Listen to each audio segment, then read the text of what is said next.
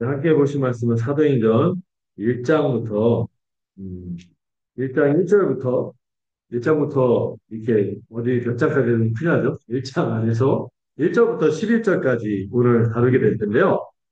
오늘 본문이 그렇게 제가 마가복음 다룬 것처럼 길지는 않지만 이 내용이 굉장히 압축되어 있습니다. 그래서 1절부터 11절까지 우리가 하나하나 한 절 한 절 자세히 들여다보고 읽고 11절을 함께 읽도록 하겠습니다. 교대에서 읽도록 할게요. 제가 먼저 읽겠습니다. 데오밀러여, 내가 먼저 쓴 글에는 무릇 예수께서 행하시며 가르치시기를 시작하신부터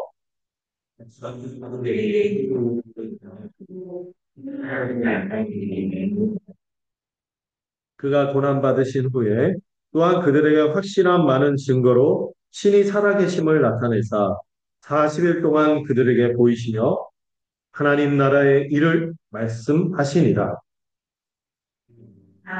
이게 민구가 이루어지시되 내려가는 일과 빠진다고 이게 소문들과 한국에서 하는 것을 기다린다. 요한은 물로 세례를 베풀었으나 너희는 몇 날이 못되어 성령으로 세례를 받으리라 하셨느니라. 이 물색이 내가 올때 이르시되 때와 시기는 아버지께서 자기의 권한에 두셨으니 너희가 알 바 아니니.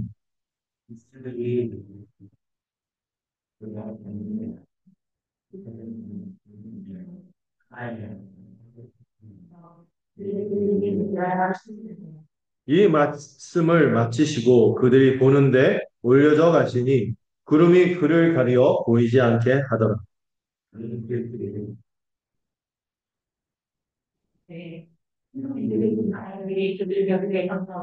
함께 읽겠습니다. 이르되 갈릴리 사람들아 어찌하여 서서 하늘을 쳐다보느냐 너희 가운데서 하늘로 올려지신 이 예수는 하늘로 가심을 본 그대로 오시리라 하였느니라.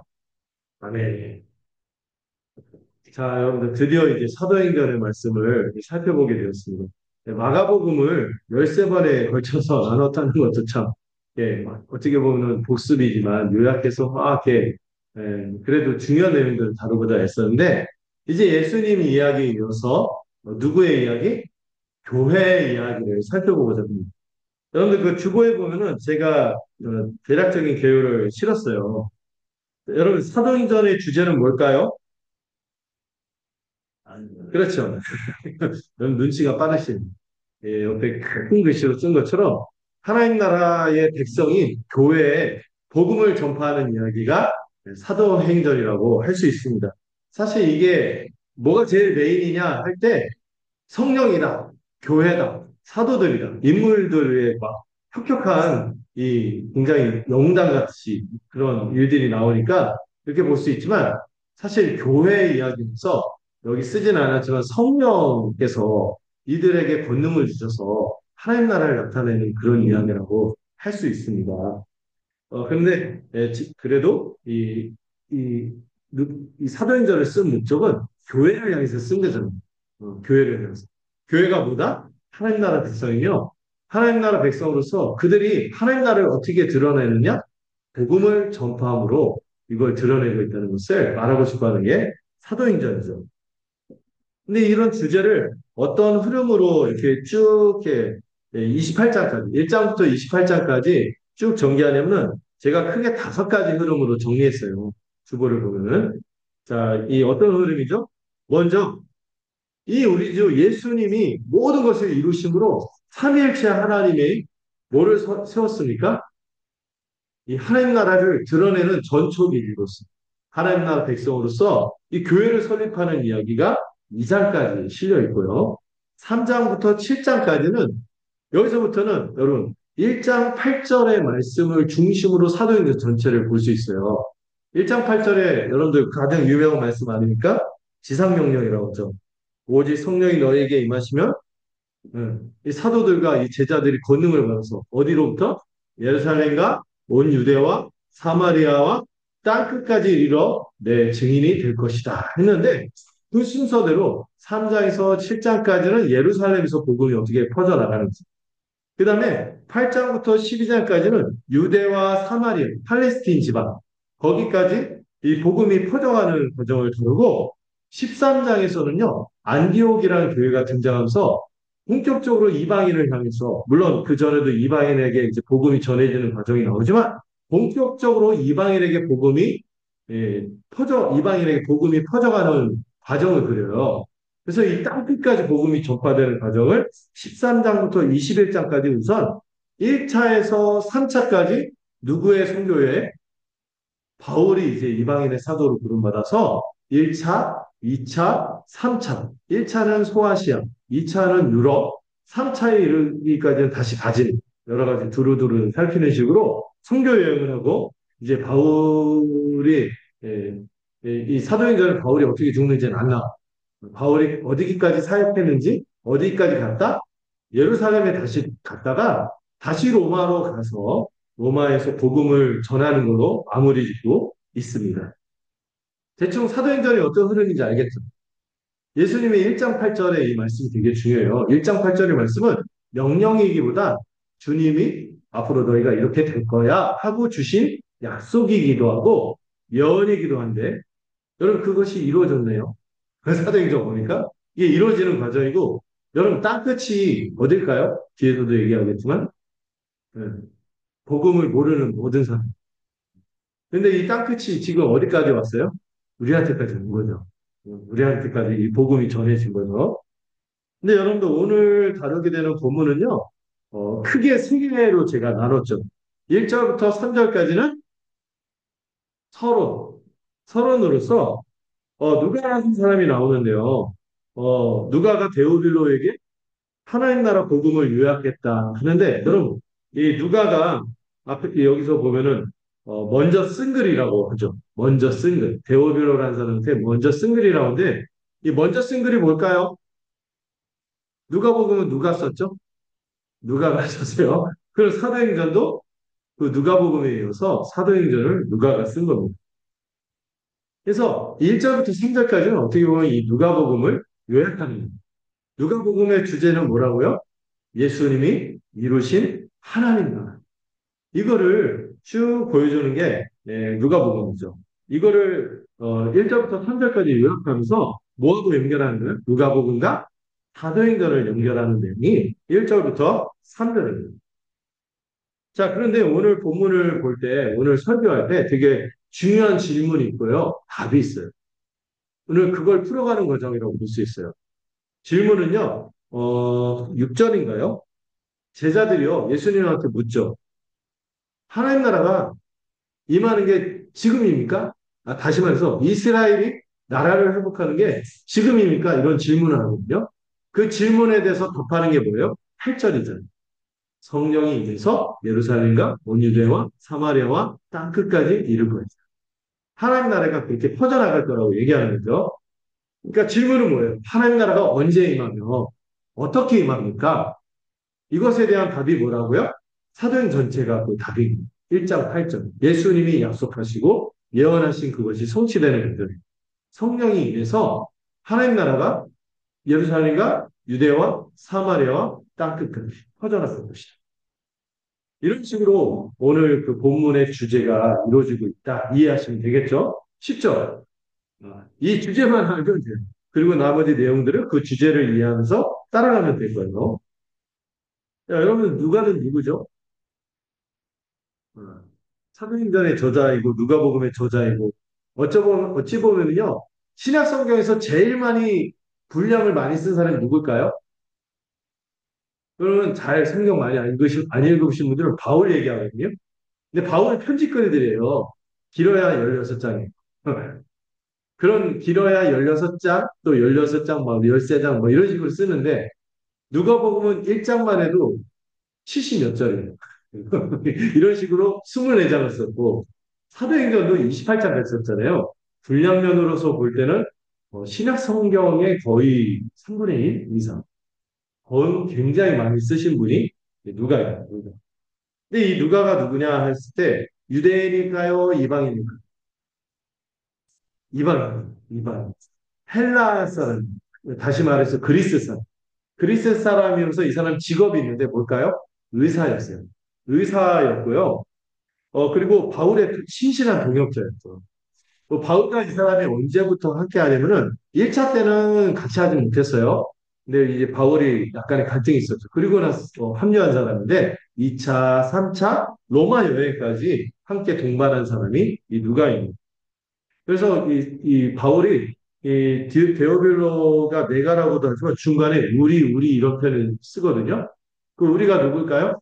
바울과 함께 누가와 디모데 뭐 이런 그 선교팀 우리라고 하는 표현들이 계속 나오고요. 이 바울의 선교팀원 중에 한 명이 누가였습니다. 근데 그럼 데오빌로는 누구냐? 이 복음서에 이어서 이 교회의 이야기를 전달한 데오빌로는 어 데오빌로가 무슨 뜻인지 아세요? 데오빌로. 데오는 테오스. 그래서 이 테오스가 헬라어로 하나님이라는 뜻이에요. 빌로는 사실 필레오. 여러분 그 사랑에 대한 헬라어 들어보셨나요? 필레오, 에로스, 아하페 이렇게 세 가지 표현이거든요. 필레오 여기서 나온 표현이 빌로예요. 그러니까 하나님을 사랑하는 사람. 근데 여기는 그 데오빌로요 이렇게 썼지만 누가복음에서는 뭐라고요? 데오빌로 각하여 이렇게 쓰는 거 보니까 이 사람이 굉장히 고위직에 있는 사람. 음. 하나님을 사랑하는 이 사람은 신자 같아요. 신자인데 로마의 고위직 관리였던 각하라고 부를 정도면은 거의 총독급 이상이잖아요. 그런 사람이었던 것 같고, 근데 그 당시만 해도 공식적으로 예수를 믿으면 유대교에서도 출교되지만 로마에서도 핍박의 대상이 되기 때문에 약간 이 데오빌로가 실명은 아니고 가명으로 이렇게 보냈다 이렇게 보고 있어요. 그리고 이 사람에게 이제 미주알, 고주알, 복음서도 얘기하고 교회 이야기도 설명하는 걸 봐서 이 사람들이 좀 잘 알고 있는 사람, 좀 모르는 사람, 잘 모르는 초신자예요. 잘 모르는 초신자인데 아마 예수님을 믿고 성령 받고 막 뜨거운데 뭔가 좀 알아야 되잖아요. 그래서 누가가 차근차근 복음서에 의해서 이 교회에 대해서 쓰고 있는 것이죠. 아마도 이 데오빌로는요, 바울의 순교를 후원했던 후원자 중에 한 명이었던 것 같아요. 그래서 특별히 이 복음서와 교회에 대한 이야기를 써서 보낸 거죠. 근데 이 사도행전을 쓴 목적이 뭐냐면은 데오빌로의 믿음을 북돋기 위해서 쓴 글이기도 하지만 데오빌로 한 사람에게만 쓴 글이 아니라 그 당시 성도가 되면 곧바로 뭐가 되죠? 신자가 되면 교회로 살잖아요. 그래서 데오빌로한테 이 복음서와 교회에 대한 이야기 사도행전을 전하면 데오빌로만 읽었을까요? 아니죠. 데오빌로가 속해 있는 그 데오빌로의 집에서 모여 있는 이 교회, 가정교회, 이 같이 복음을 또 이 교회 이야기를 같이 돌려서 읽고 같이 은혜를 누렸습니다.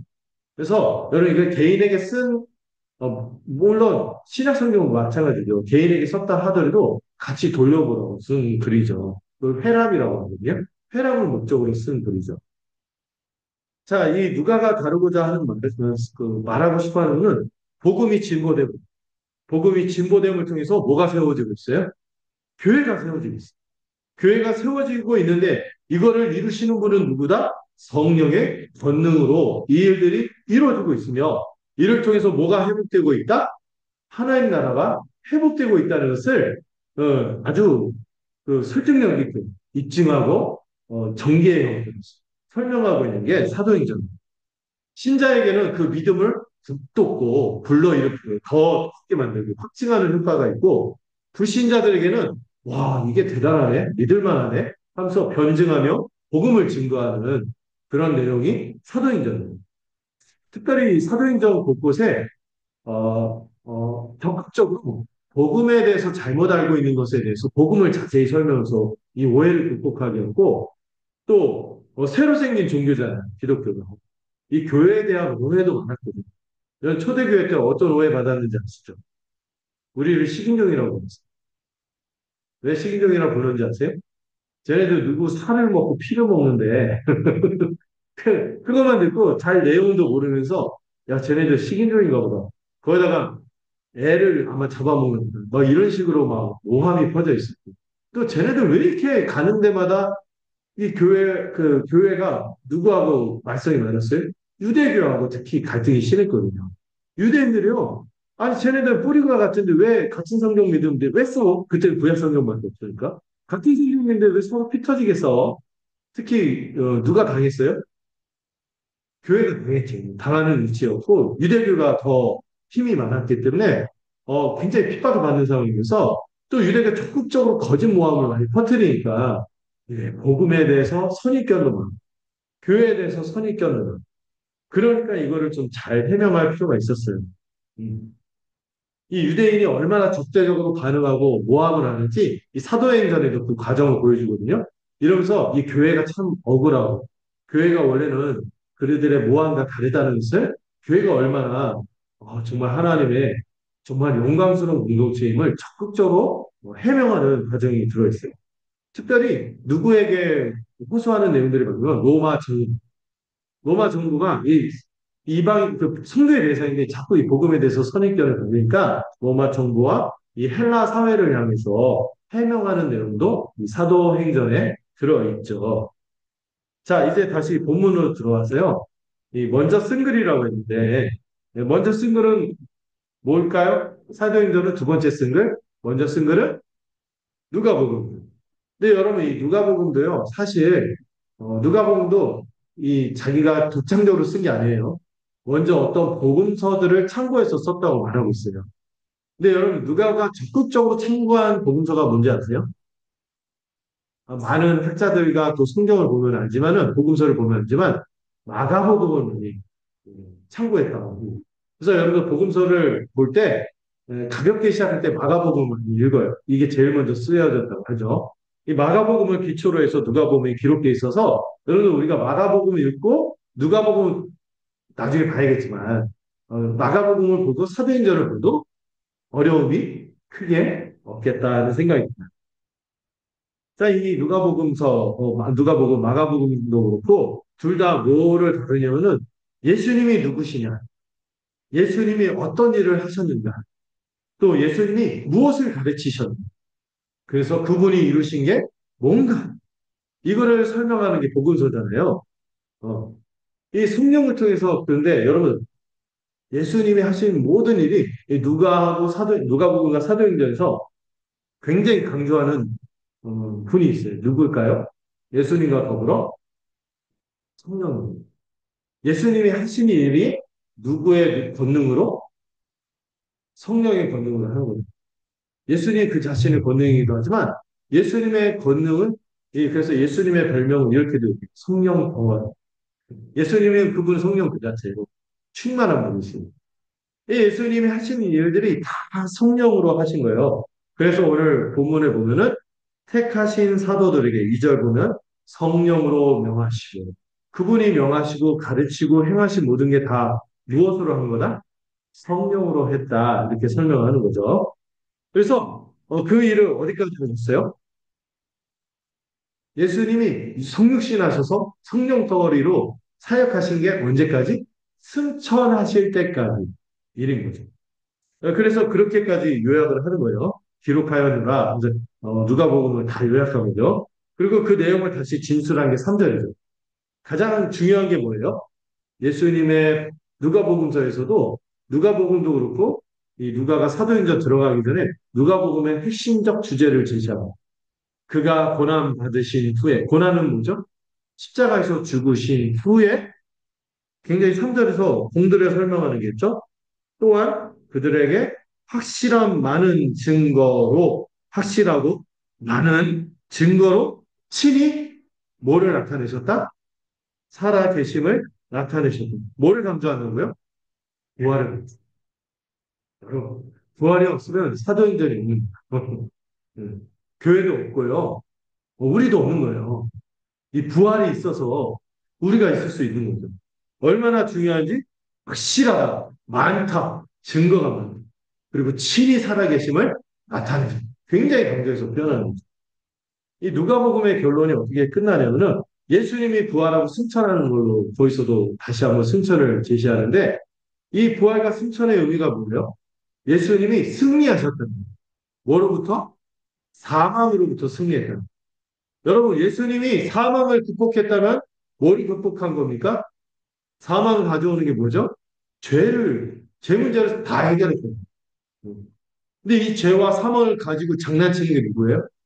사단이죠. 이 모든 권세로부터 주님이 승리하셔서 다시 왕권을 되찾고 왕권을 찾으셨다. 이게 부활.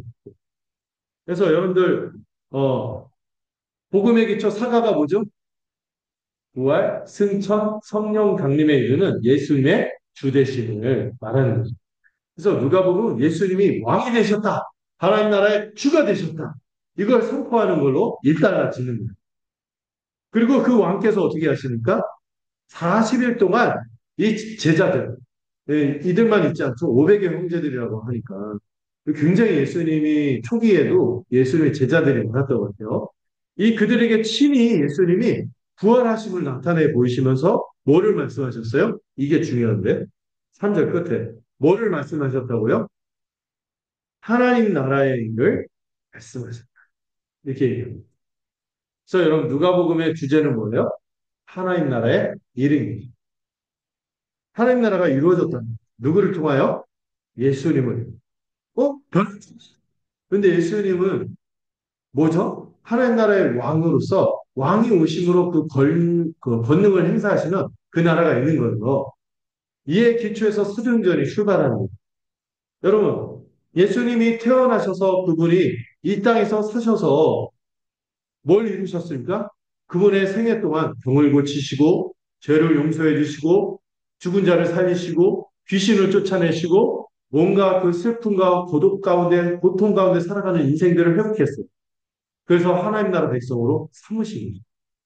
그런 식으로 하나님 나라를 이 땅 곳에 임하도록 한 거예요. 하나님 나라를 이루어 가신 거죠. 하나님 나라가 왕이 있으므로 왕과 함께 있으면 그 하나님 나라를 맛보는 거예요. 그런 식으로 하나님 나라를 하나님 나라의 현존이라고 합니다. 예수님이 성육신 하셔서 이 땅 가운데 계셨던 순간 하나님 나라가 뭐하고 있다? 현존하는 거예요. 존재하고 있는 거예요. 함께 하는 거예요. 근데 그분이 죽으셨어요. 근데 죽으면 끝나는 게 아니었어요.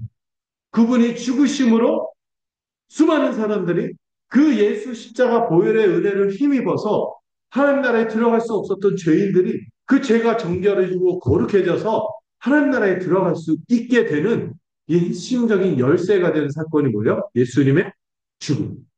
왜?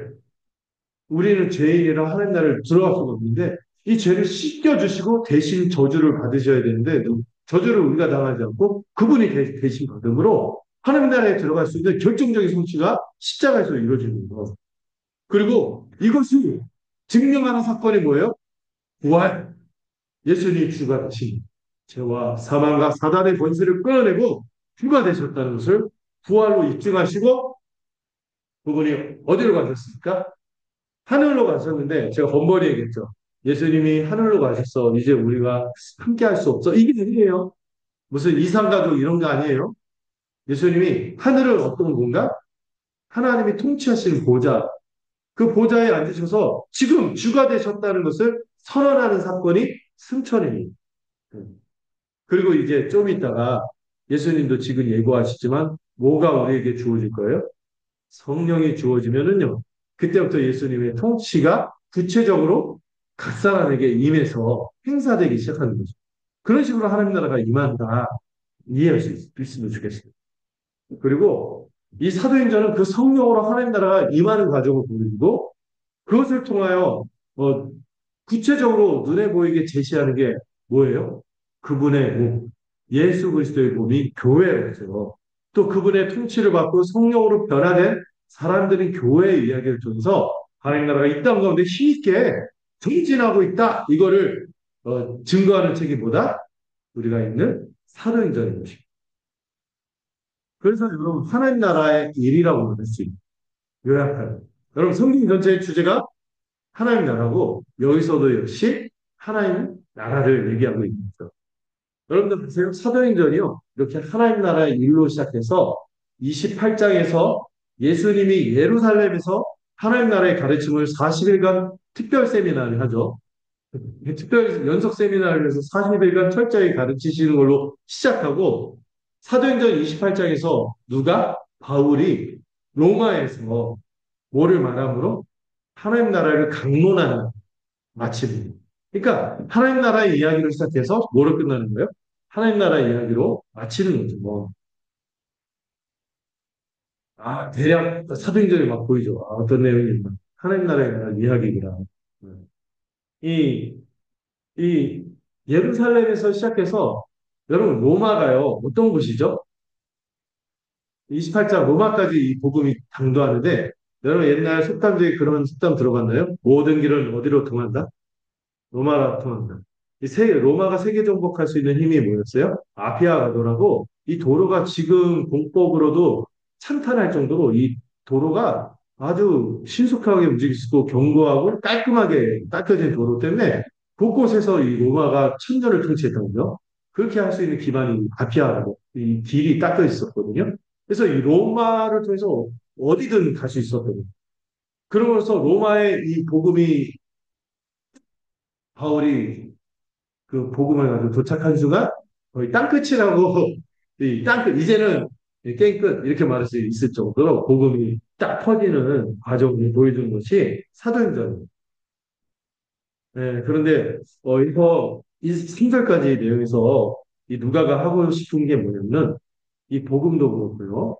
교회 하나님 나라의 복음도 그렇고 이 교회가 세워지는 것도 누구에게 기초되어 있다? 누구에게 기초되어 있는 거예요? 예수 그리스도에게 기초되어 있다. 그분의 인격, 그분의 사역, 그분의 가르침, 그분이 이루신 놀라운 성취를 통하여 이 교회는 하나님 나라가 이렇게 나타나고 있는 것이야 하고 연결하는 거죠. 그래서 여러분 이 3절까지 내용을 좀 생각해 볼 때 교회는 여러분 뭐에 기초해 있는 공동체입니까? 예수 그리스도의 복음에 기초해 있는 공동체예요.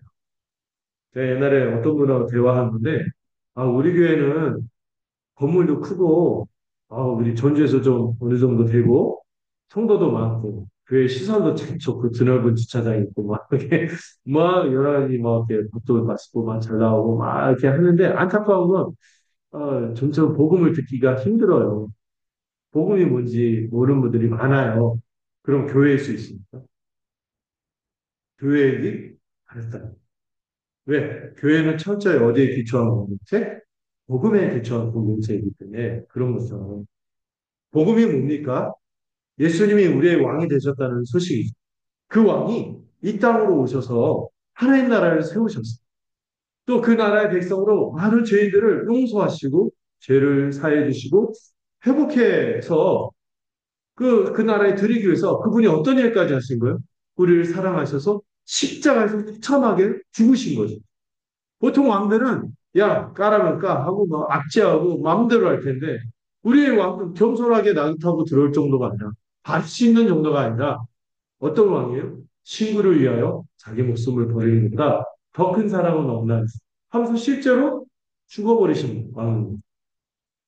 십자가에서 우리의 이 하나님의 영원한 저주의 진노와 형벌을 피할 수 없는 우리의 이 형벌을 대신받기 위해서 십자가에서 죽으심으로 모든 죄를 사해 주시고 우리의 구원을 성취하셨다는 소식이 복음입니다. 그리고 그걸로 끝나지 않죠. 부활하심으로 주님이 이제 모든 죄와 사망과 사단의 지배를 끝내시고 승리하시는 그분이 하늘 보좌에 오르신 사건. 무슨 사건? 승천. 승천하셔서 보좌에 앉으시고 이제 성령으로 새로운 통치를 시작한다는 이 땅 가운데 하나님 나라가 시작됐다는 본격적으로 출발했고 출범했다는 이게 바로 사도행전. 우리는 그분의 백성이자 하나님 나라 백성인 교회인 것이죠. 자, 이제 4절부터 이제 교회가 어떻게 하나님 나라를 누리는지를 보기를 원합니다. 오늘 이 4절부터 8절, 이거 한번 중간이지만 한번 다시 한번 읽어보도록 할까요? 여러분들 한번 읽어보시겠어요? 4절부터 8절까지 시작.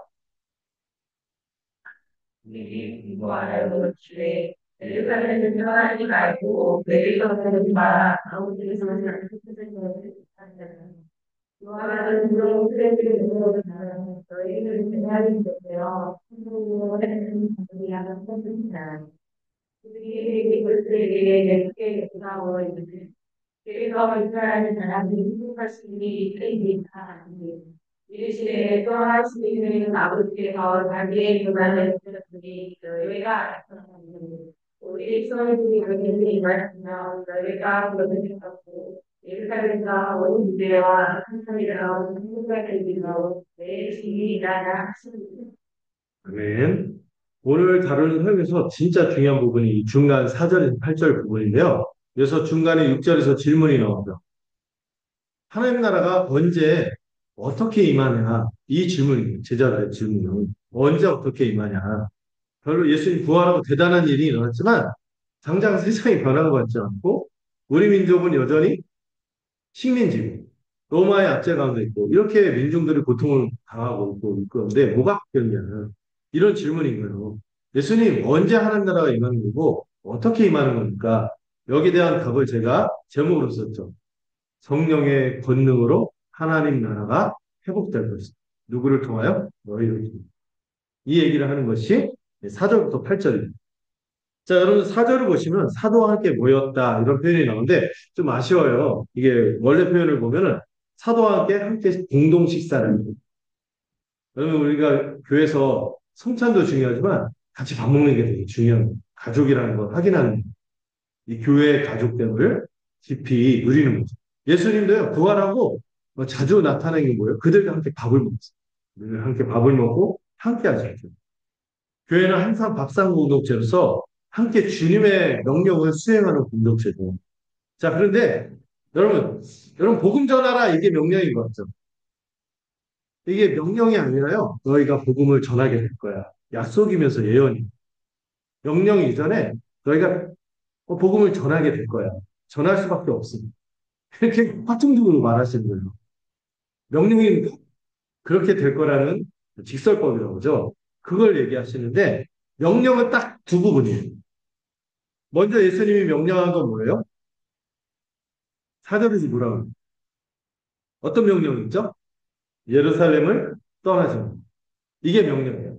먼저 예수님이 하신 명령은 세상에 복음 전해라 이게 아니에요. 그거는 오히려 명령이 아니라 명령하신 건 뭐예요? 예루살렘을 떠나지 말고 머물러 있어. 이게 명령이에요. 예루살렘이 어떤 장소일까요? 예수님 십자가에서 죽으셨을 뿐만 아니라 예수님 십자가에서 죽을 때 모든 제자들이 실패한 자리였어요. 자신의 소망 없음, 가망 없음, 무능함, 비열함, 비겁함, 비참함 이거를 직면할 수밖에 없는 자리. 그리고 여전히 예수님과 이 새로 생긴 기독교에 대한 이 복음에 대한 이 예루살렘 분위기가 어때요? 호의적이지 않고 극대적인 고난이 있는 자리였죠. 이걸 회피하지 말고 직면하라. 그러나 여러분 우리의 실패를 발견하고 여전히 적대하고 상황은 변하지 않는 것 같지만 그 자리부터 뭐가 성취가 될까요? 이 예루살렘 구약에서 약속한 옛날부터 주어진 언약이 반드시 성취될 것을 기대하고 그 자리에 머물러 있으라. 구약의 성취가 예루살렘이 원래 그 약속이 주어진 게 어디였죠? 유대인들과 예루살렘. 여기서부터 시작이 돼. 이 얘기를 하는 거죠. 따라오시죠. 예. 그리고 두 번째 명령을 뭡니까? 머물러라. 그리고 떠나지 말라. 또 뭐가 있어요? 기다려라. 우리 뭘막 해야 되지 않습니까? 막 해. 막 이러는데 막상 주님의 명령은 뭐예요? 머물러라. 기다려. 뭘 기다리라는 거죠? 내게 들었고 또 하나님 아버지께서 약속하신 것을 기다리라는 여러분 뭘 기다리라는 거죠? 이 약속하신 것이 뭐죠? 주님도 말씀하셨고 아버지께서도 약속하셨고 뭘까요? 뭘 기다려야 할까요? 성령을 기다려야 됩니다. 성령을 기다려야 됩니다. 여러분 우리가 무엇을 하라는 행위 이전에 여러분들 우리도 마찬가지죠. 뭘 하고 이렇게 돼야 되지 않을까 이러기 전에 여러분 이 성령을 기다려요. 성령을 받으세요. 여러분들 이미 성령을 받았지만 믿음이 없는 분들은 뭔가 먼저 하려고 하기보다 먼저 성령을 받으세요. 성령을 받는 게 뭡니까?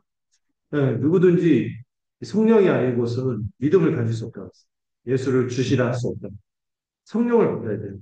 우리가 무엇을 하는 행위 이전에 먼저 우리 하나님 아버지께서 우리를 향해서 계획하신 이걸 주님이 어떻게 이루셨는지 이것을 믿고 주님이 약속하신 것을 먼저 믿어요. 먼저 믿고 기다려야 됩니다. 우리의 행위를 모든 종교들은 행위를 먼저 우리가 뭔가 조건을 내세워서 그거를 충족하라고 하죠. 근데 성경은 그렇지 않습니다. 우리의 복음은 그렇지 않죠. 먼저 뭐가 필요한 거예요? 성령을 받고 믿음이 중요합니다. 여러분 우리는 무엇을 스스로 하기에는 이 예루살렘에서 직면한 것처럼 무능하고 비참한 자들입니다. 죄인이 옛사람 아담 안에 있는 이 죄를 지을 수밖에 없는 사람이 무엇을 할 수 있겠습니까? 그러나 우리 주 예수님과 하나님이 약속하신 그 성령을 받고 참된 믿음을 가진 자로서 기다리면 여러분 그 믿음이 반드시 우리를 능히 변화시키게 하나님 나라를 맛보게 하며 사명을 감당하고 열매를 맺게 하겠죠. 여러분 믿음을 갖고 성령을 받는 것이 우선인 것입니다. 이게 중요해요. 믿으십시오. 성령을 받으십시오. 이게 먼저 따라야 하는 것이죠. 자, 그리고는 이 주님이 말씀하신 것이자 아버지께서 약속하신 성령이 무엇인지 이미 누가복음에서도 주님께서 말씀하셨던 거잖아요. 그게 뭔지 잠깐 이 본문을 살펴보고 읽어보고 이해하도록 하겠습니다. 자, 읽어볼까요? 시작.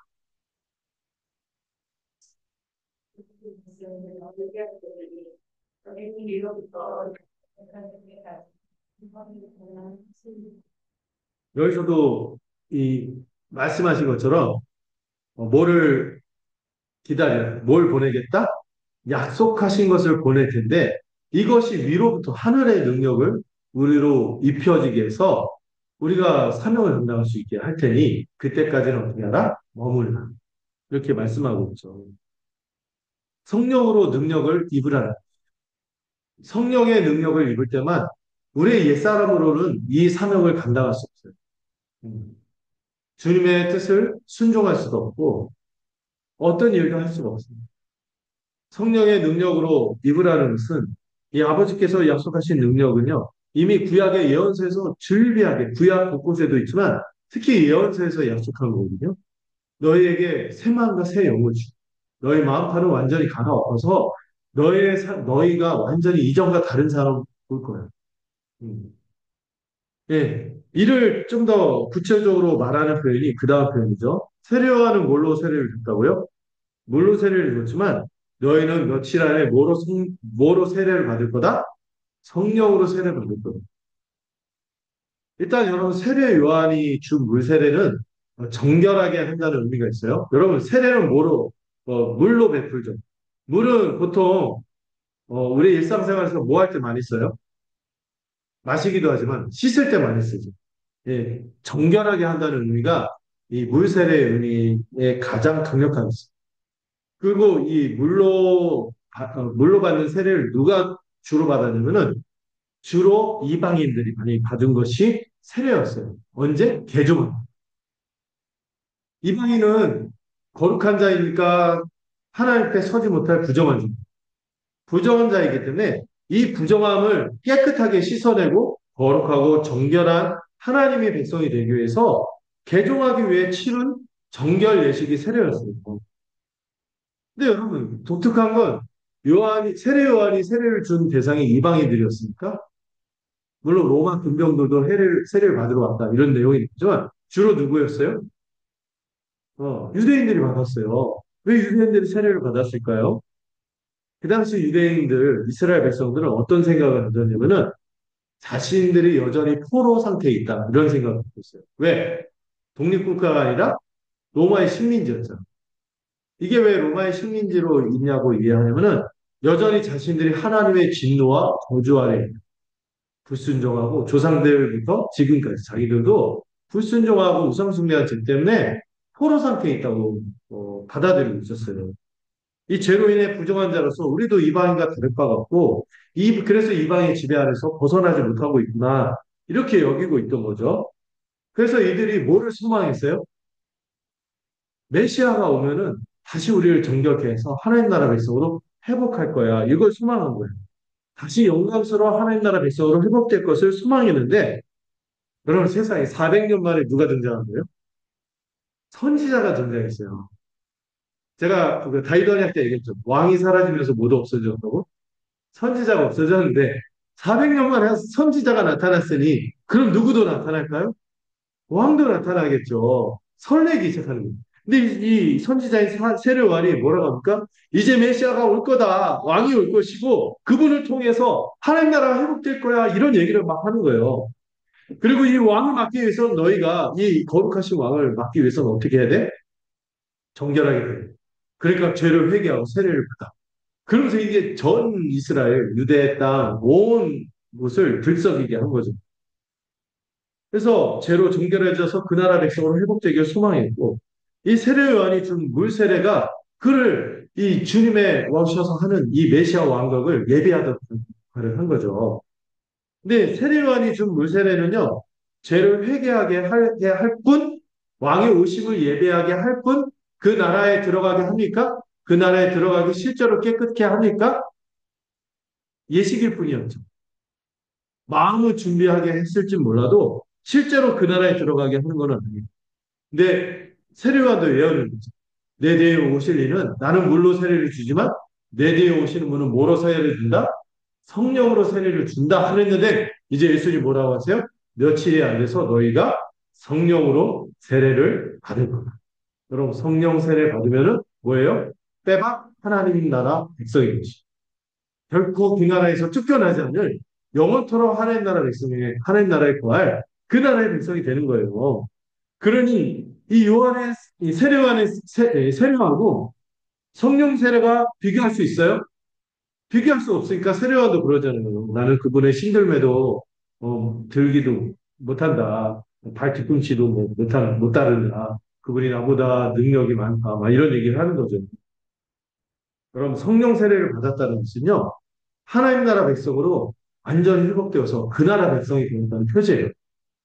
아예 그렇게 좀 비속어 섞었지만 성령을 받으면 뭐다? 빼박 하나님 나라 백성입니다. 천국 백성이다. 이렇게 기억하세요. 성령을 받았다는 것은 빼박 하나님 나라 백성입니다. 자, 이거를 이해할 수 있는 말씀이요. 에스겔서 36장 25절부터 28절까지인데 제가 안타깝게도 이거는 PPT로 준비하지 않고 여러분들 가끔 성경도 빨리 찾는 법 이렇게 손에 익어야 되죠. 네, 에스겔서 36장 25절부터 28절까지 한번 찾아보겠습니다. 에스겔서 36장 25절부터 28절까지 찾으셨나요? 자, 25절부터 28절까지 함께 읽도록 하겠습니다. 시작. 맑은 물을 너희에게 뿌려서 너희로 정결하게 하되 또 너희 모든 더러운 것에서와 모든 우상 숭배에서 너희를 정결하게 할 것이니 또 새 영을 너희 속에 두고 새 마음을 너희에게 주되 너희 육신에서 굳은 마음을 제거하고 부드러운 마음을 줄 것이며 또 내 영을 너희 속에 두어 너희로 내 율례를 행하게 하리니 너희가 내 규례를 지켜 행할지니 내가 너희 조상들에게 준 땅에서 너희가 거주하면서 내 백성이 되고 나는 너희 하나님이 되리니 구약에 약속한 새 언약의 말씀인데요. 우리가 어떤 세례를 받을 거다? 성령 세례를 받을 거다. 물 세례와 더불어. 여기 보면은 죄인을 뭐로 씻는다고? 맑은 물로 씻어 죄를 사함으로 정결케 할 뿐만 아니라 새 영을 그 마음에 부어서 이제는 불순종하는 굳은 마음, 하나님을 생각하기도 싫어하고 하나님 믿기도 싫어하고 이런 마음을 제거해버리고 부드러운 마음을 준다. 하나님의 모든 것을 받아들이고 하나님을 사랑하고 하나님의 뜻에 순종하고자 하는 부드러운 새 마음으로 변화시키고 아예 그 마음판에 뭐를 새긴다고 했어요? 음, 율법을 새긴다고. 율법을 새겨서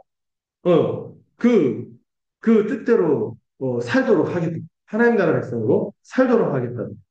그래서요, 이 새 언약의 말씀들 때문에 예언서에서 기록된 구약에 있지만 새 언약에 대한 이 예언의 말씀 때문에 성령을 받으면 뭐다? 아까 말씀드린 빼박 하나님 나라 백성입니다. 지금 주님이 그걸 약속하고 있는 거예요. 성령 받으면 성령이 떠나시나요, 이제? 안 떠나는. 영원히 하나님의 백성이 된다는 약속이 있었는데, 그게 이제 주어진다는. 그렇다면 여러분, 예수님이 우리에게 성령 세례를 어떻게 주실까요? 우리가 어떻게 할 때 성령 세례를 받을까요?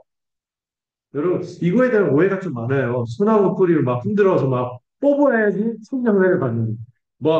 실제로 성령을 받기 위해서 어떤 분들이 무슨 집회 같은 데인데 서로 마이크를 들고 누가 크게 기도해서 스피커를 터트리나, 이거 가지고 경쟁하고, 이런 식으로 성령 세례를 받는 건가요? 아니죠. 뭐 하면은 성령 세례를 받아요? 믿기만 합니다. 성령 세례를 받는다.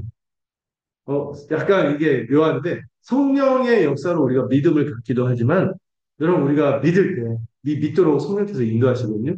그때 우리가 믿기로 할 때, 성령 세례가 우리에게 부어진다. 여러분, 성령 세례가 부어지면 어떤 일이 일어나면, 우리를 누구와 연합시킵니까?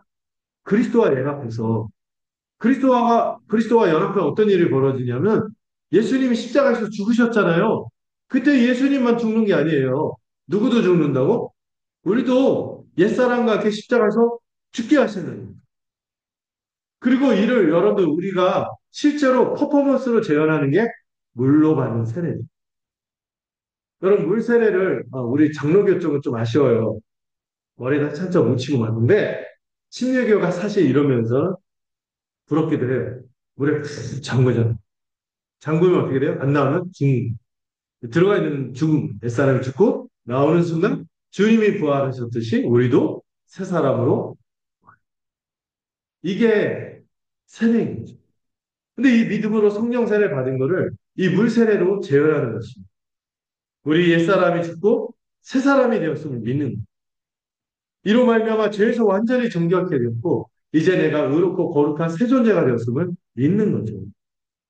그리스도께서 구원하신 것처럼 우리도 새 사람으로 함께 살아나는 것입니다. 이를 우리가 뭐라고 말하냐면 거듭나 중생이라고 하는 거죠.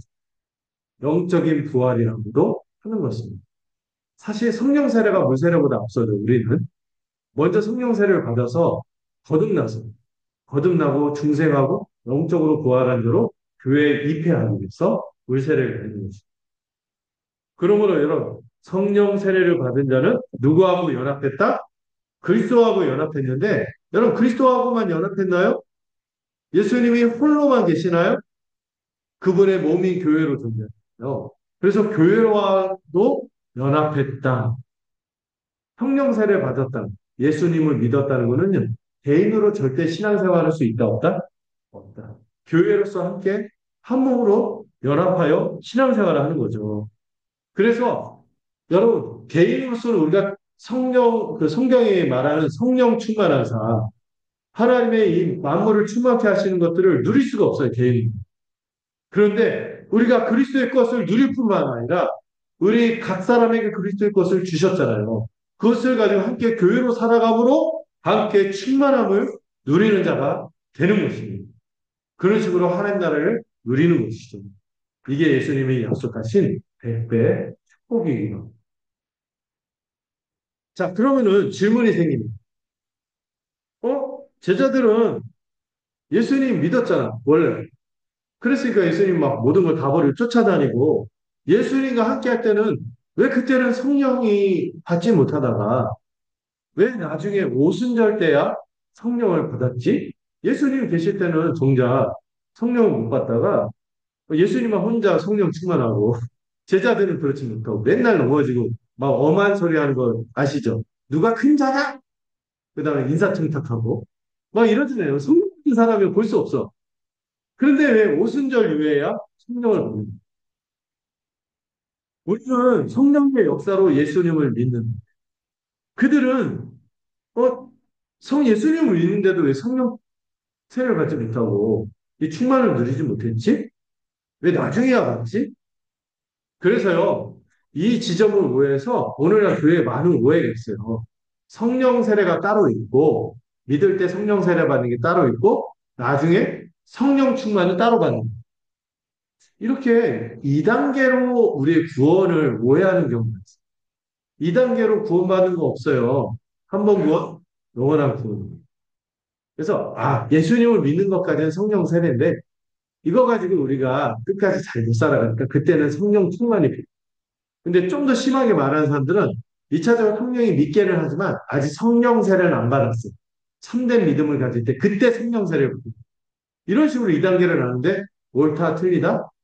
틀리다는 것을 분명히 아셨으면 좋겠어요. 어, 분명히 성경은요, 우리가 믿을 때 성령 세례를 받은 것뿐만 아니라 성령이 충만하여서 믿게 된 것이라고 말하고 있다는. 음. 여러분, 그런 말 들어봤어요? 우리가 믿을 때 성령이 찔끔 충만해. 그런 말 성경에 있어요? 없어요. 제가 번번이 얘기하지만, 그런 건 없습니다. 여러분, 제가 누누이 말하지만, 능력 있게 마음, 주님의 뜻대로 사는 게 힘들까요? 예수님을 믿는 거가 힘들까요? 어제도 제가 어떤 형제한테 들어봤는데, 여전히 사는 게 힘들죠. 이렇게 말이 툭 나와요. 저도요, 가끔, 저도 그렇게 생각이 들 때가 있어요. 사는 게 힘든 것 같다. 이런 생각이 들 것 같은데, 성경은 뭐라고 합니까? 믿는 게 힘든 거예요. 믿는 거는 어떤 거예요? 완전히 죽었던 데가 살아나는 거예요. 그래서 여러분, 죽은 사람 살리는 거하고 이미 살려놓고 어떤 병이 있는데 고치는 거하고 뭐가 다른가?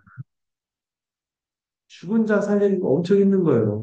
이거는 진짜 성령이 이만저만한 충만한 역사가 아니면은 이 살아난다는 걸 생각할 수가 없어요. 하나님 막 얘기하면은 하나님 그냥 믿어 이러고 막 그냥 함부로 대접하고 없이 여기고 그 교만해서 나는 내 주먹을 지 아니면 나는 내 똑똑함을 지 이 세상에 이성과 과학으로 설명하는 무엇은 하나님이 계시 이런 사람들이 갑자기 미친 것 같아. 믿어줘. 그리고 여기에 목숨 걸고 사는. 이건 성령이 아니고서는 설명이 할 수가 없는 거예요. 기본적으로 사람은 죄 지배 아래 있거든요. 사망의 지배 아래서 그 뇌도 썩어가요. 얼마나 미련한, 영적인 것에 둔한지. 사단의 지배 아래 있기 때문에 그 놀이개로 사는데도 자기를 위해서 사는 줄만 알고 사단의 놀이개 되어서 흥청망청 막 살고 죽어가는 중. 이렇게 불신앙 아래 살던 사람이 믿음을 갖게 되고 구원받는 것은 힘들게. 이걸 성령의 충만한 역사가 일어나는 성령 세례를 받은 자는 이 참된 믿음으로 말미암아 충만한 삶을 살 수밖에 없는 거예요. 여러분 성령을 보십시오. 성령을 기다리십시오. 뭔가 하는 게 앞서는 게 아니라 우리가 참된 믿음을 가진 성령을 받으셔야 하는 것이죠. 그렇다면 제자들과 우리의 차이점은 뭡니까? 제자들은 왜 나중에 받았고 우리는 왜 처음부터 받습니까? 중요한 차이점이 있어요. 제자들은 뭘 경험하기 전이요? 승천을 경험하기 전. 승천 이전과 승천 이후가 놀라운 분기점입니다. 예수님의 공생애를 함께 살았고 주님의 십자가를 봤지만 한도가 언제부터 달라져요? 주님이 부활하고 승천하시니. 왜? 이전에는 주님이 온전한 뭐로서 자신을 나타나지 않았어요? 주로 나타내지 않았거든요. 부활하심으로 주대심이 입증했었고, 이제 본격적으로 그분의 통치가 하늘 보좌 승천, 하늘 보좌에 앉았다는 게 승천이었죠. 그 보좌에 앉으면서 그분의 누가 대통령 투표 당선돼서 딱 그때부터 대통령권을 인수위원회 차리고 막 본격적으로 행사하듯이 예수님이 승천했다는 것은 예수님이 정권을 차지했다는 거예요. 그리고 그때부터 능력을 발하는데 그 능력이 뭐예요? 성령이라고. 승천 이후로 예수님이 성령의 권능을 본격적으로 무소부지하게 행사할 수 있는. 그전에는 어디 안에만 있었어요? 예수님의 인격 안에. 있다가 승천하시면서 무소부지한 역사가 나타나는. 오순절 이후의 역사가 일어나는 것도 어떤 사건이요? 승천의 사건으로 일어나는 거죠. 우리가 이미 배웠고 뒤에서도 나오지만 승천은 예수님이 우리를 떠난 게 아니에요. 하늘 보좌에 앉아서 그로써 통치하는 것입니다. 지존하신 보좌에 앉게 된 그분의 강한 권세로 이제는 특정한 사람에게 잠깐 성령의 능력이 임해서 막 병이 났고 그러다 또 잠시 뿐이고 이게 아니에요. 각 사람에게 성령을 보내서 그리고 한 번 임한 성령을 떠나지 않는 그 일이 주님이 승천하심으로 일어나는 것입니다. 뒤에서 설명할 건데 약간 땡겨서 미리 설명했어요. 약간 마음이 쫓기네요. 자, 예수님의 말씀을 듣고 그래서 오늘 중요한 질문입니다. 야, 성령으로 세례를 받는다고? 이 얘기를 딱 들으면은 기본적으로 이분들 구약을 아니까 성령을 받았다는 건 뭐예요? 본격적으로 하나님 나라 백성이 회복되고 하나님 나라가 시작됐다는 얘기예요. 그래서 이 질문이 나와야 하는 거죠. 주여, 주께서 이스라엘에게 나라를 회복하심이 지금입니까? 이 질문이 나와야 되는 맥락스. 이해가 됐을 때. 와, 하나님 나라가 지금 임하는 거네요? 지금 당장 임하는 거네요? 이런 질문인 거예요. 종말에 대한 질문이죠. 근데 여러분, 이 제자들만 해도 종말을 잘못 이해했다고 했죠. 종말을 여러분들, 뭐만, 우리가 자꾸 어떻게 이해하면 한 방에 끝나는 걸 종말로 이해하잖아요. 근데 우리는 종말을 어떻게 이해하나? 유명한 표현 있죠? 뭐와 뭐? 이미와 아직. 옛 시대가 이미 시작되었지만, 이미 끝났지만은, 새 시대가 이미 시작되었지만, 옛 시대가 아직 남아있고, 새 시대가 아직 완성되지 않아요. 이 종말에 대한 그 질문이, 또 하나님 나라에 대한 질문이, 이 제자들의 질문이지만, 정당한 질문이지만, 이 제자들은 두 지점에서 오해를 했어요. 먼저 첫 번째 오해는 하나님 나라가 무엇인지에 대한 오해였습니다. 이들의 표현을 보면 이스라엘에게 나라를 회복함. 여기는 합쳤어요. 근데 정확히 표현하면 이스라엘에게 나라를 회복함이 지금입니까? 이게 뭐냐면은 하나님 나라를 뭐로 이해했어요? 이스라엘 나라로, 이스라엘 민족으로만 이해합니다. 이스라엘 민족, 이 민족이 정치적으로 회복되는 거예요.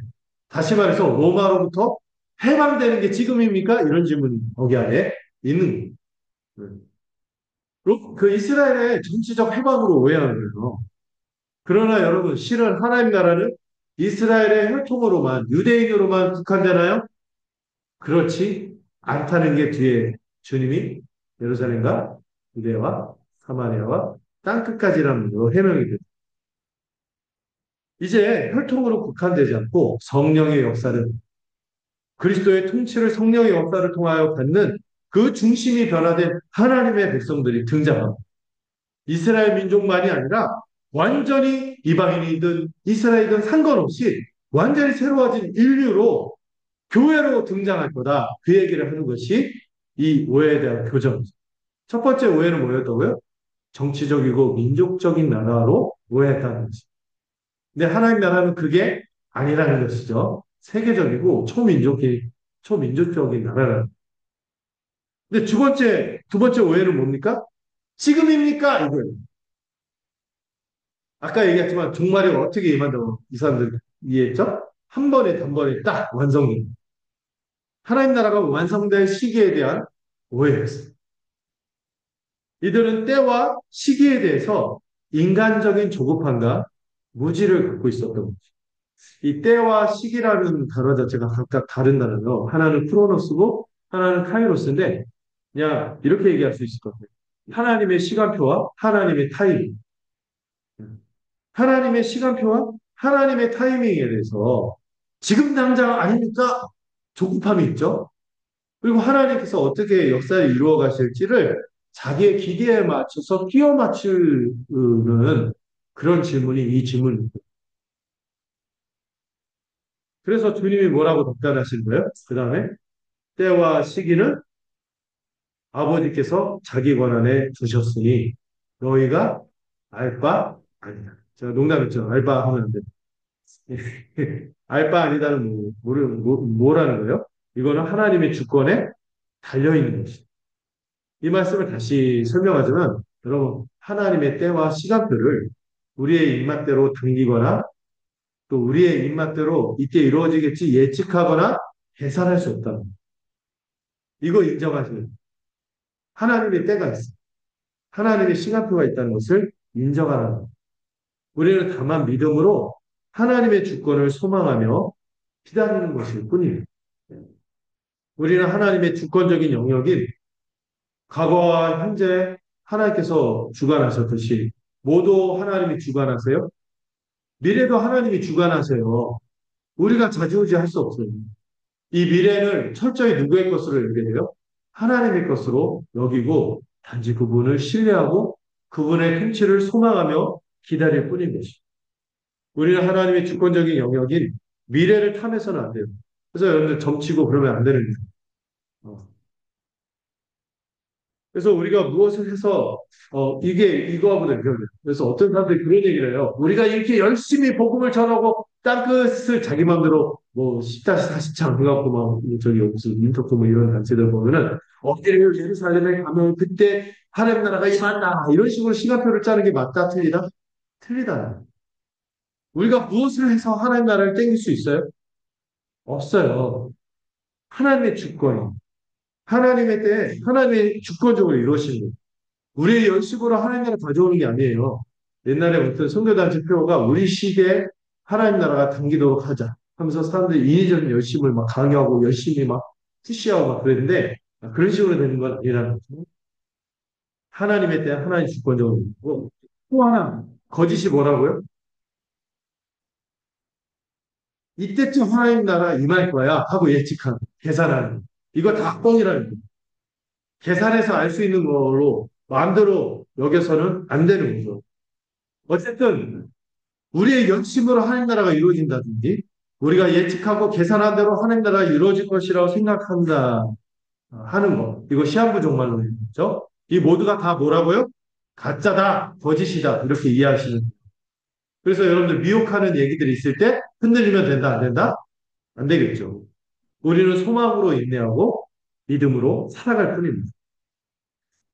네, 제가 이때쯤 이제 8절에서 마무리해야겠다는 생각이 강렬히 드네요. 자, 안심하세요. 자, 우리는 역사를 어떻게 본다고요? 이미와 아직의 틀로 보는 거죠. 이미 우리 주님이 이루신 일이 족하게 이룬 줄로 알고 풍성하게 충만하게 우리에게 필요한 것 모든 것을 다 주신 줄로 여기고 믿음으로 누리는 그렇게 누리고 살아가는 것이죠. 그리고 지금 살면서 아쉬운 것들이 남아있는 것들이 있어요. 아쉬운 것들이 있어요. 이건 언제? 아직 완성되지 않은 미래에 장차 반드시 주어질 것을 소망하면서 살아가는 사람들입니다. 네. 우리의 마음은요, 우리 믿음의 선배들이 그런 마음 가졌다고 했죠. 어제 주님이 십자가에서 죽으시고, 오늘 아침에 주님이 부활하셨고, 와, 그래서 부활의 기쁨을 지금 누리고 있고, 내일 주님이 다시 오실 것처럼 여기며, 예비하는 마음으로 소망하면서 살아가는 것이 이 주님이 말씀하신 이 분부대로 살아가는 모습인 것입니다. 그래서 이어서 주님이 우리의 오해와 무지를 교정해 줄 뿐만 아니라 어떻게 하나님 나라가 임할지를 이제 8절에서 설명해 줍니다. 8절에서. 어떻게 임한다고요? 처음에 말하는 게 뭐죠? 오직. 오직이 올리가 있고 벗이 있는데 여기서는 뭘까요? 벗이. 그러나 하나님의 주권에 달려있다. 너희가 알 바는 없냐? 그러나 너희가 알아야 할 게 있어. 하고 말하는. 우리가 뭘 알아야 돼요? 성령이 우리에게 임하면 우리에게 믿음이 주어져. 이 믿음의 역사가 우리에게 뭐를 나타내게 하는 거? 권능을 받아서 능력이 나타나게 할 것이. 이 말이 되게 중요해요. 사람의 어떠한 조건이나 어떤 능력으로 이루어지는 나라가 아니라 하나님. 우리의 어떠함이 아니라 무엇으로 이루어집니까? 하늘로부터 부어지는 성령의 권능으로 하나님 나라가 이루어지는 것입니다. 그래서 교회를 인위적인 율법주의적 열심으로 어떻게 해서 뭐 부쩍부쩍 해서 교회가 부흥하고 그런 게 아니라는 거예요. 그렇게 해서 교회가 커질 수 있는데 참된 신자가 늘어나는 걸까요? 아니죠.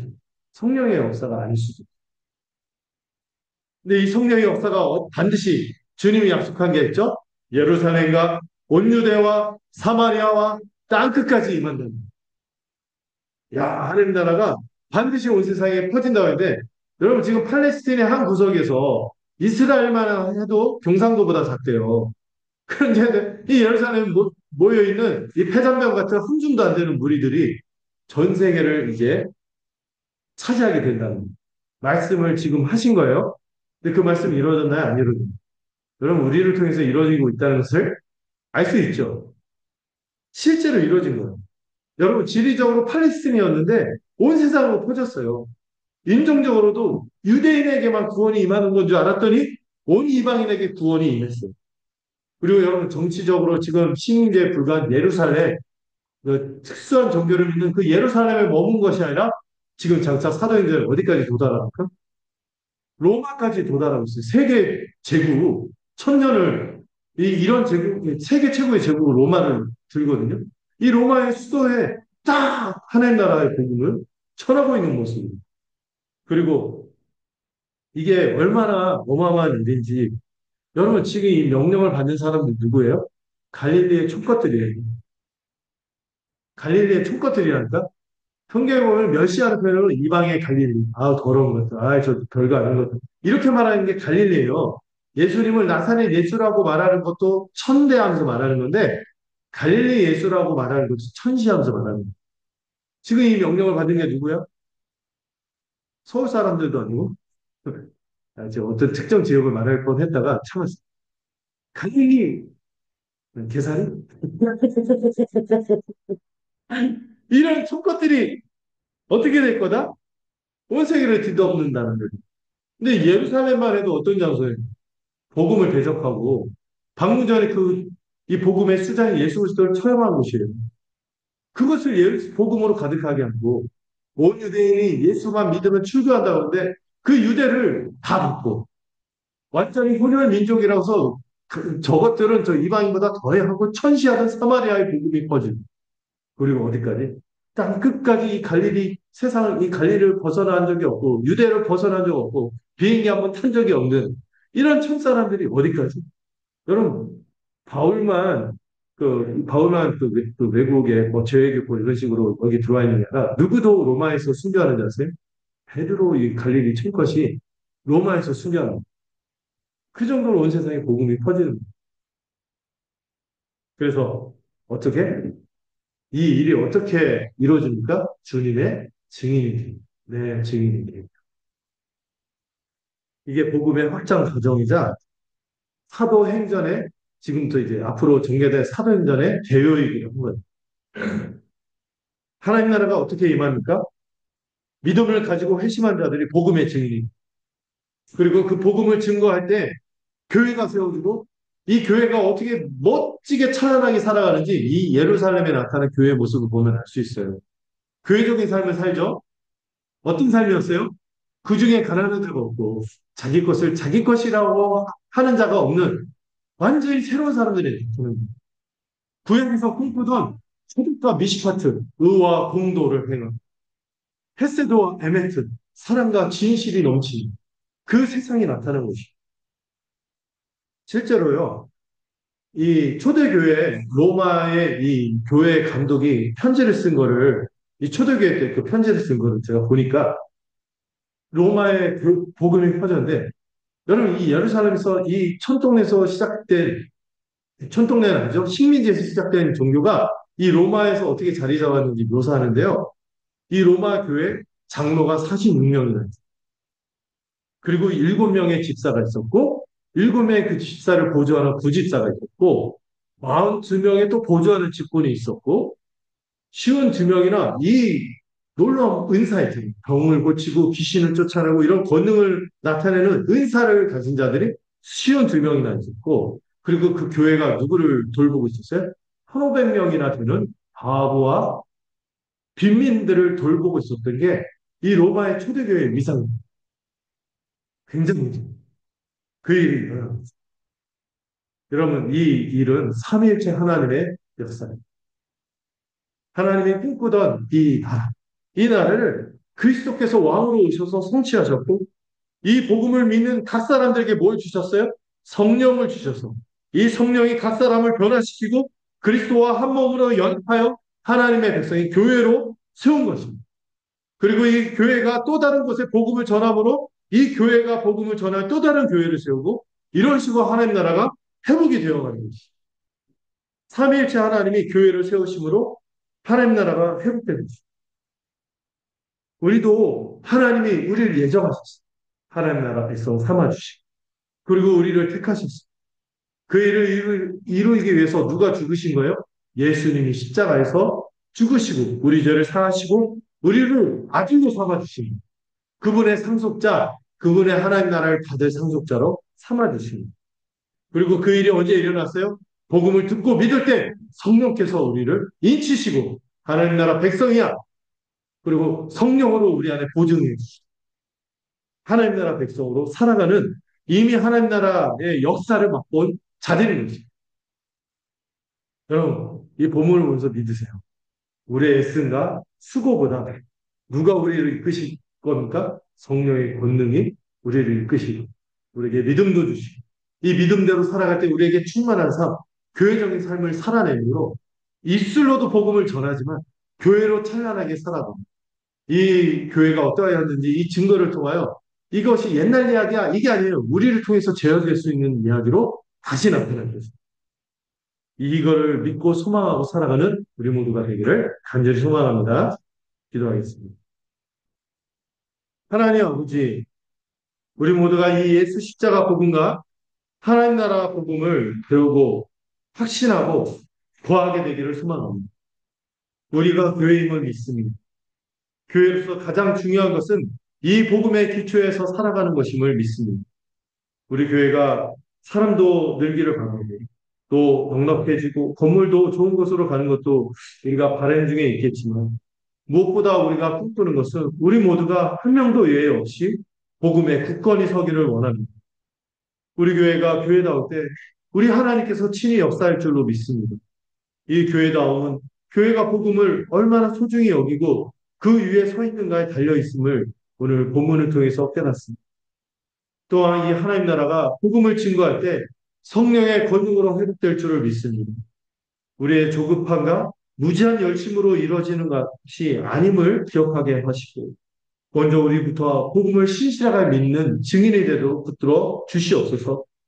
약속하신 성령이 우리에게 임하기만 한다면 우리가 먼저 거듭나기만 한다면 성령 세례를 받은 참신자가 되기만 한다면 성령께서 권능으로 우리로 복음을 증거하게 하시고 교회로 살아가는 이 충만한 삶을 통해 역사가 일어날 줄로 믿습니다. 이 성령의 권능과 또 장차 다시 오실 주님의 재림이 있기까지 이를 기대하고 복음을 전하는 우리가 되도록 붙들어 주시옵소서. 항상 실망할 일도 있지만 그러나 항상 기대와 소망을 접지 않고 꿈꾸는 사람이 되어 이 하나님 나라의 역사에 우리 자신을 맡기는 우리 모두가 되도록 축복하여 주시옵소서. 예수님의 이름으로 기도드렸습니다. 이 시간 우리